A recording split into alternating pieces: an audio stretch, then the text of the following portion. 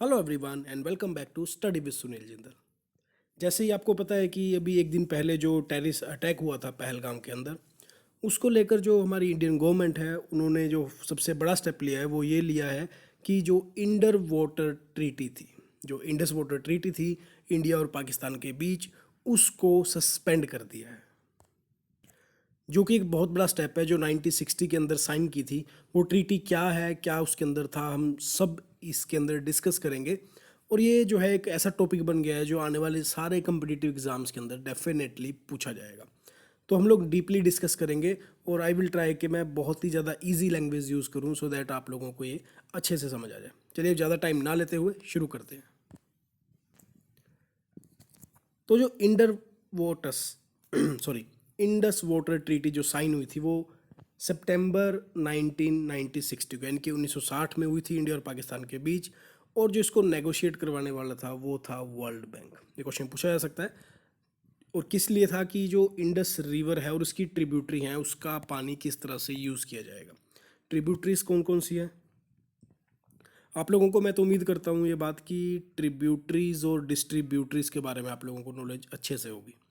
तो जो इसकी ट्रिब्यूटरी है पांच, वो हैं सतलुज, ब्यास, रावी, झेलम एंड चिनाब। और ये पांच की पांच जाकर किस में मिलती हैं जी, इंडस के अंदर। इसीलिए इसको इंडस वाटर ट्रीटी बोला है, क्योंकि और भी नाम दिया जा सकता था लेकिन जो मेजर रिवर है वो इंडस है, जिसको कि हिंदी में सिंधु नदी भी बोलते हैं। और ट्रिब्यूटरीज और डिस्ट्रीब्यूटरी का मैं फिर भी मैं बता देता हूँ, हिंट दे देता हूँ कि ट्रिब्यूटरीज वो होती हैं जो किसी एक नदी के अंदर आकर मिलती है। यानी कि अगर हम बात करें कि जो नदियाँ सिंधु नदी में आकर मिलती हैं उनको हम ट्रिब्यूटरी बोलेंगे, और जो वहाँ से निकल के कहीं और चली जाती हैं उसको हम डिस्ट्रीब्यूटरीज बोलते हैं, किसी भी एक रिवर की। और ये साइन कहाँ हुई थी, ये कराची के अंदर साइन हुई थी।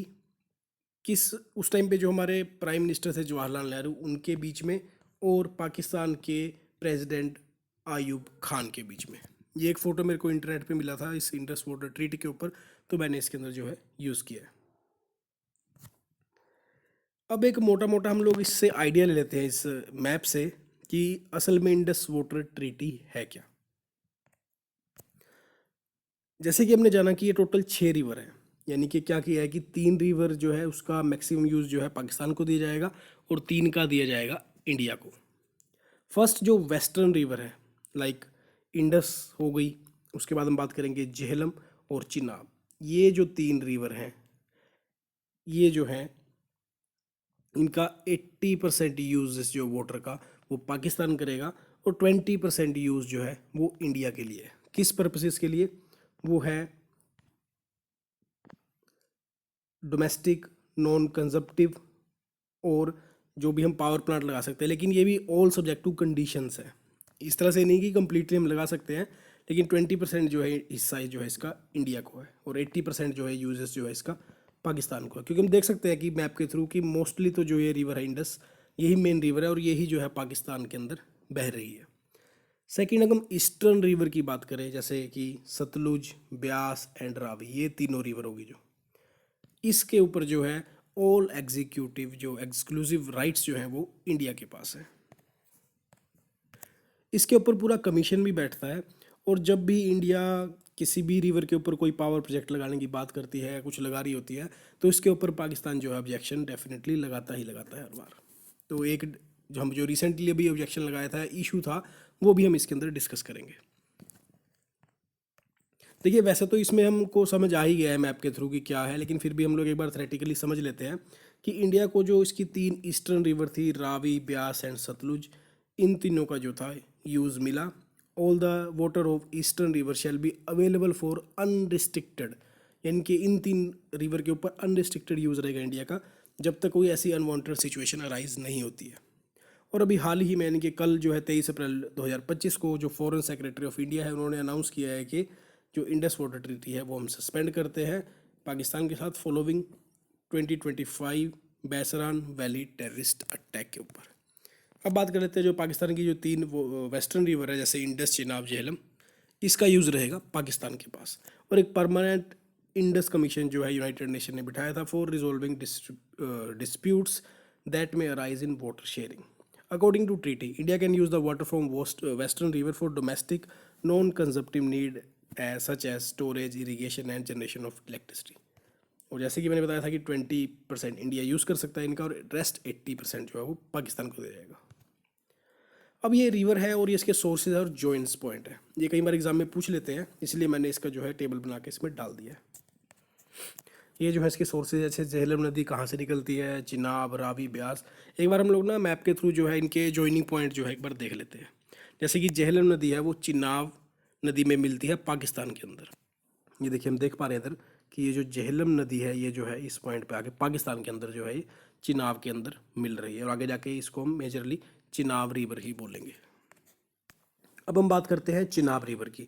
ये जो है सतलुज में मिलती है after receiving Jhelum and Ravi, क्योंकि हमने अभी फर्स्ट बात की झेलम की जो कि चिनाब के अंदर मिलती है, और फिर जो है ये बाद में जाकर ये सतलुज में मिल जाती है। एक बार हम लोग ये भी देख लेते हैं। ये देखिए ये जो है ये चिनाब रिवर है, सबसे पहले जो है इसके अंदर झेलम भी मिल रही है और यहाँ पे जो है रावी भी मिल रही है। नेक्स्ट है रावी। रावी नदी चिनाब में मिलती है, अभी हमने हाल ही में इसी के अंदर जो था देखा लास्ट में। उसके बाद है ब्यास। ब्यास जो नदी है वो हरिका बैरेज इंडिया के अंदर सतलुज में मिलती है, और सतलुज नदी जो है इन सबको मिलाते हुए इंडस रिवर के अंदर जो है मिल जाती है। ये देखिए मेजरली जो नदी है ये इंडस ही है, और धीरे धीरे करके किसी ना किसी पॉइंट पे हर एक नदी जो है इसके अंदर जाके मिल जाती है। और हम बात करें सतलुज की, ये धीरे सतलुज के अंदर यहाँ पे ब्यास मिली, और ये जो नदी यहाँ पे जाकर जो है मिल गई है इंडस के अंदर। अब इस जो ट्रीटी के सस्पेंड होने पे जो एक मेजरली बात की यूज़ की जा रही है, क्योंकि जो हमारी जो 3 ईस्टर्न रिवर्स है उनका जो पूरी तरह से जो अधिकार है वो तो भारत के पास ही है। अब जो मेजरली जो वेस्टर्न 3 रिवर थी उनके ऊपर जो है रोक लगाई गई है, जिसको लेके पाकिस्तान के अंदर जो है काफ़ी ज़्यादा डिज़ास्टर आने वाला है। वो किस तरह से कि जो उनका वाटर जा रहा था उनके डोमेस्टिक यूज़ के लिए, हाउस होल्ड्स के लिए, वो आने वाले टाइम में जो है उनको दिक्कत आने वाली है। और अभी जो रिसेंटली एक इशू डिस्कस कर लेते हैं, जो कि 2016 के अंदर पाकिस्तान ने अप्रोच किया था वर्ल्ड बैंक को। वर्ल्ड बैंक को अप्रोच किया क्योंकि जो ब्रोकर था इसके अंदर वो वर्ल्ड बैंक नहीं था, यानी कि भारत और पाकिस्तान के बीच में जो नेगोशिएशन करवाई थी इस ट्रीटी को लेके वो वर्ल्ड बैंक ने ही करवाई थी। तो पाकिस्तान जो था अप्रोच किया वर्ल्ड बैंक को, उन्होंने अपना कंसर्न रेज किया। इंडिया का जो किशन गंगा और Ratle hydro electric power project था जो कि जम्मू एंड कश्मीर के अंदर बन रहा था, इसको लेके इंडिया ने तब रिक्वेस्ट किया था कि अपने न्यूट्रल जो एक्सपर्ट है उनको इंस्पेक्ट करने के लिए प्लांट को भेजा जाए, और साथ में ये भी कहा था कि जो पाकिस्तान ने जो इसके टेक्निकल इश्यूज रेज किए हैं उनके लिए किसी कोर्ट ऑफ आर्बिट्रेशन की ज़रूरत नहीं है। और तब वर्ल्ड बैंक ने परमिट किया था इंडिया को इस पावर जो प्रोजेक्ट था उसके साथ प्रोसीड करने के लिए, यानी कि जो इशू पाकिस्तान ने रेज किया था उसको जो था नकार दिया गया था। तो ऑलमोस्ट मैंने इसके सारे जो एक्सपेक्ट थे कवर कर लिए हैं। एग्ज़ाम में आपको अगर मेजरली रिवर्स के बारे में पूछा जाएगा या उनके जो जॉइनिंग पॉइंट्स हैं उनके बारे में पूछा जा सकता है, तो आप लोग इसको दोबारा से भी देख सकते हैं अगर आप लोगों को उसके अंदर थोड़ी कन्फ्यूजन है। अगर कोई और भी आपकी क्वेरी है तो आप लोग कमेंट सेक्शन के अंदर लिख सकते हैं। I will entertain that all queries. तो ये था आज का हमारा सेशन। अगर आपको अच्छा लगा हो तो लाइक जरूर कीजिएगा और सब्सक्राइब कीजिएगा, सो दैट कि आने वाले वीडियोस की नोटिफिकेशन आप लोगों को मिलती रहे। चलिए थैंक्स फॉर वॉचिंग, जल्दी मिलेंगे नई वीडियो के साथ, तब तक के लिए जय हिंद, जय भारत।